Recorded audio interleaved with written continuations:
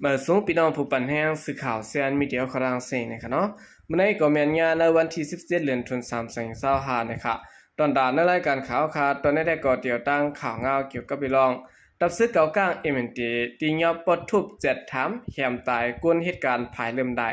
อันมีรองทางเทิมว่าเกี่ยวข้องกับด้านการแหมตายเนกัดเซนวีนะครับอ๋อไล่หูซ้อมข่าวว่าซึกเก่าก้าง MNT ตียอบปดทุบ7ถามแหมตายกวนเหตุการณ์ภายเริ่มได้อันมีรองทางเทิมว่าเกี่ยวข้องตั้งการแหมตายเนกัดเซนวีนั่นนะครับอ๋อในวันที่12เดือนธันวาคม2025ขย้ำกลางคำนั้นผู้หญิงก้นขายเนื้อแหลงก้อนหนึ่งคาแหมผู้หญิงอายุ50ปีไปก้นขายปลาแห้งเนื้อกัดเก่าเวียงเซนวีนั่นแหละและลูกตายกว่าวันไหนค่ะถึงมาในวันที่13เดือนธันวาคม2025นั้นซึ่งเก่าก้างเอเมนตีตีเงียบไหลผู้หญิงก็อันคาแหมก้นตายนั่นแหละตั้งก้นเลื่อมหลายเนื้อกัดก้อนหนึ่งห้องกว่า7ถามปอทุบถึงปอตายกว่าวันไหนค่ะอ๋อก้นหูซ้ำเปิงเป็นก้อนหนึ่งลาดว่ามีการคาแฮมกันตายและเขาเงียบกว่าป้าก้นเจิ้นเขาวนว่าเกี่ยวของจอมนั้นเขาญาเจ็ดถามป้อทุบต่อป้อตายและไล่ลุ่มล่าบันขับตัววันเมื่อในเขาเอาวันไหนสิบวันในแทงว่าเมื่อตั้งในก่อก้นอันเหตุการณ์ผายเลื่อมหลายเนื้อกาดนั้นอยู่ตั้งจากการนั่นเขาซึ่งเขาก้างเขาจะค่ายเสมาอยู่เนื้อกาดมาหอกาต่างยุกยักเขาซ้ำถูกทางเทิมว่าเกี่ยวของจอมกันคากันตายในแหละยาห้องกว่าซ้อมวันนี้ค่ะเมื่อวันที่13เดือนธันวาคม2025นั้นก็ผู้ก้อนหมอกตะลีเซเวงเซนวีและดังมีนางมันกว่าส่งออยสิได้พ้องฮอดถึงหิมวันปันแพทย์เมืองป่าเลียนดินจับเซนวีและลาเซียนั้นก็ก้าเข้ากวยและไลนอนตีนันเสมีจุ่มยิบกองกลางอำหูจุ่มมายึดตายเปียตั้ง2เกาะวันนี้ค่ะเนอร์เซเวงเซนวีนั้นเอาลองตั้งซึกเก่าก้างเอเมนเตออนเฮ็ดปีมาเขนั้นมาเสต่อถึงป้อยเดินสีในปางต่อปางร่องก่อผุยม้ามถาดและเลอเสไลโกถูกจนถูกผู้ลักเอาโคของเหย้าย่างไลไม่ใจป้าลองห่มดมลองเอากันตายซะในก็มีมาติ๊กๆคือเยอะเนี่ยค่ะอ๋อกุนเฮาไหนปลองซุมเหย้ามันเตอยาไหนก็มันก็ได้สร้างเป็นกุนเมือกว่าก็มีย้อนเปิ้นนั้นแลการต่อการร้องในก็ดีต่อกวนเฮาค่ะในเนาะสังเสริญว่าเฮาค่ะมีตีเตือกมันเพราะว่าในซึ่งเฮาค่ะได้ซุ่มสายใจจอมมันก็มีนะครับซุ่มเงินซุ่มสายใจซุ่มข่าวยามจอมมันนะครับอ๋อสืบสิแนวค่ะขึ้นมาถ่อมด้วยข่าวเงาเกี่ยวกับไปลองอู้ไข่สุขะยืนยันลัดว่าตะปองสู้ซึกลักแข่งซิมไรตับมันตีวันหย่องเกียวเจเวงบ้านตองนั้นตั้งหมดยาวนะครับอู้ไข่สุขะผู้คันปากตับซึกลักแข่งลัดว่าตะผมปองตึกซิมไรตับมันตีวันหย่องเกียวเจเวงบ้านตองตึงปากคือนั้นหมดยาววันนะครับตับมันตีวันหย่องเกียวนั้นจุ่มห่มป้องตึกซิมไดหมดยาวสิตะภายซึ่งมันเอาตับกลางหาวตึกยื้อขึ้นแหละปางตึกสุดเปลี่ยนหาวแห้งไว้อยู่นะครับอ๋อซึ่งมันตีวันหย่องเกียวนั้นก่อนกันแตกยายสิแลออกไปอยู่นะครับอู้ไข่สุขาลัดว่าปางตึกได้ก่อหาวแห้งไว้อยู่ค่ะออกภายซึ่งมันก็ยายกันสิแลอ่อนกันถอยอยู่ค่ะแทงภายนึงก็ตับกลางหาวตึกยื้อหาวแห้งไว้เหมือนกันเดี๋ยวนั้นเรือนทนนึงในปี2025นั้นมาตั้งภายตับซึกหลักแข่งและซึ่งมันเป็นบางตึกกันตีวันหย่องเกียวสิเวงปันต้องเรื่องปากเกินนั้นเป็นบางตึกกันมาหาวแห้งสิได้ภายซึ่งมันก็เอาตับกลางหาวซะในตึกยื้อมาปล่อยหมักจอยหาวแห้งเนี่ยค่ะเมื่อในวันที่26เดือนธันวาคม2025นั้นก็ตับซึกหลักแข่งตึกซิมออนไลน์ตับโมที่ดองในสิเวงปันต้องเรื่องปากเกินนั้นเหมือนกันพนันตับซึกหลักแข่งออกข่าวว่าตึกสืบโทษซึกหลอดตึกซ่อมเดนินจับเรื่องอิลาวตีเรื่องปากเกินและเรื่องมากวยซะได้อยู่เนี่ยค่ะเนาะเอาคันนี้ก็เป็นข่าวงาปางตึกในเกกลางซึ่งหลักแข่งและดังของสิซึ่งมันยังตึกสุดเป็นหาวแห้งนะครับจันสูงสุดอันตับซึ่งหลักแข่งเขาเยอะอันได้ก็ตีสุดมันนะครับเนาะเฮ็ดให้ไหลอุเปิงในเจเมืองเจ้าเก่าก็ยังดีอยู่นะครับก็กว่าอันสูงสุดมาได้ก็เป็นรองเมืองหลักแข่งก้อนคอเขานั้นนะเนาะลดแล้วปัจจัยซึ่งมันกว่านะครับสืบสิแนวค่ะขึ้นมาถ่อมด้วยข่าวเงาเกี่ยวกับไปลองในเซเว่นตาคิเล็กและเมืองเพียรนั่นนะครับมีโครงการขุดคำเจอจอมตรา30เอกะจำเนี่ยครับกุลมุนพื้นตีละเนี่ยว่าในจีเวงตาคิเล็กและเมืองเพียรนั้นมีโครงการขุดคำเจอจอมตรา30เอกะในวันนะครับในจีเวงตาคิเล็กนั้นเวงตาเลและเมืองกูนั้นมีโครงการขุดคำนำเสเปิ้นเสในจีเวงเมืองเพียรนั้นบางพื้นที่ก็มีโครงการขุดคำอยู่บางเสือกว้างถึง5ปากเอกะถึง1แห่งเอกะซึ่งในเฮ็ดสิและขุดคำเข้าของตรามันวันนะครับกุลมพื้นที่ดาว่าโครงการมันมี20ถึง30ตีในเขา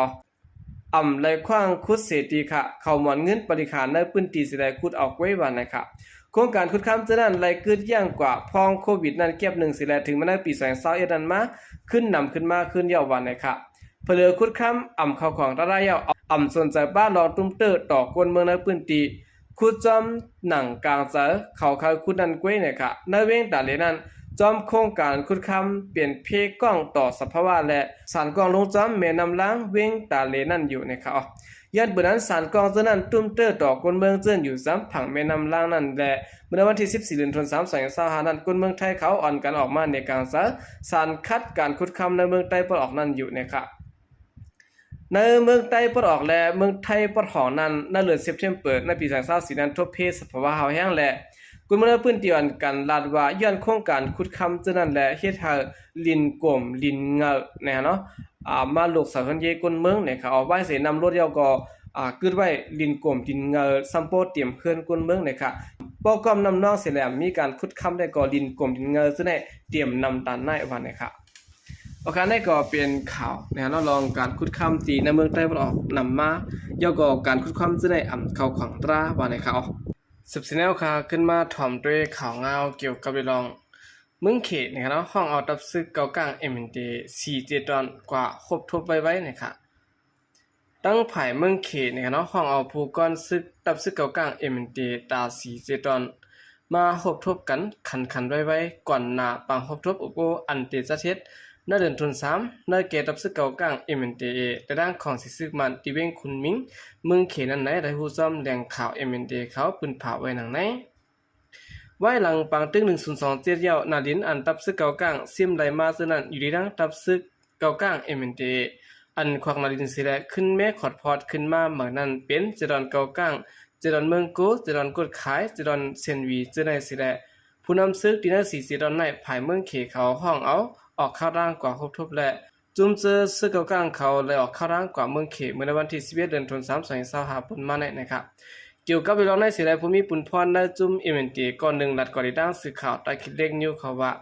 เคสั่งห้องเอาผู้นำซึกเก่ากลาง MNT ตา4 ตอนในสิได้กว่าครบทบนะครับผู้นำเขาอันกันกว่าเย้าค่ะเขาดีกว่าครบทบกันทีละอันวันนั้นได้ก่อนได้ฮู้ค่ะผู้นำซึก4 ตอน4ก็นั้นได้ก็มีเสก็เย้าค่ะย้อนสั่งได้เขห้องเขากว่าครบทบอันวันนั้นได้ก่อนไปได้ฮู้จ้ำบัดนี้ค่ะ